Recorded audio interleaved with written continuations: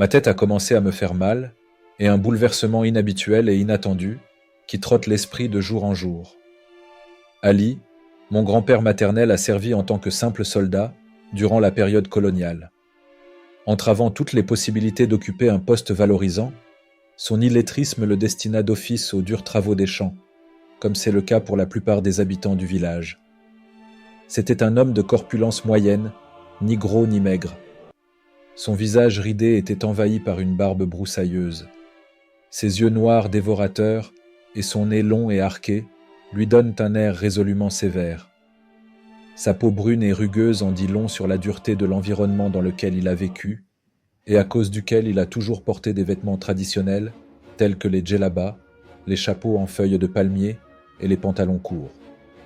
Ses pieds, quant à eux, ne connaissent pratiquement pas de chaussures et encore moins de chaussettes, car quand on fait le travail qui est le sien, on se doit d'avoir littéralement les pieds sur terre, ou plus exactement en contact direct avec la terre, la boue, l'eau, etc. Il n'y a qu'à voir les profondes fissures et autres plaies qui garnissent ses pieds pour avoir une idée précise sur la pénibilité du labeur quotidien qu'il effectuait sans relâche tous les jours de la semaine, du lever de soleil à son coucher, sans se lamenter ni maudire son sort.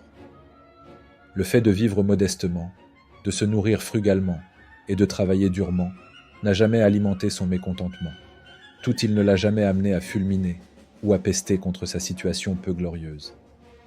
Bien au contraire, il passait le plus clair de son temps à remercier Allah pour tous les bienfaits dont il se croyait profiter, tout comme il ne cessait de chantonner, de sourire, voire même de rire aux éclats, à chaque fois qu'une occasion valait la peine de montrer ses vieilles dents noircies par le temps. C'était un homme bon, un homme simple, un homme dont l'unique soucieux est de venir en aide aux membres de sa communauté, de quelque manière que ce soit.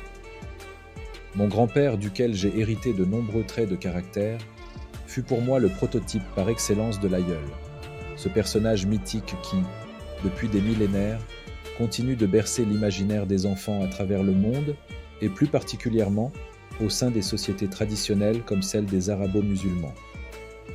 Je me suis toujours estimé heureux de l'avoir côtoyé, même si cela fut de courte durée et même si sa disparition avait laissé une douloureuse fêlure et une grande amertume au profond de moi-même.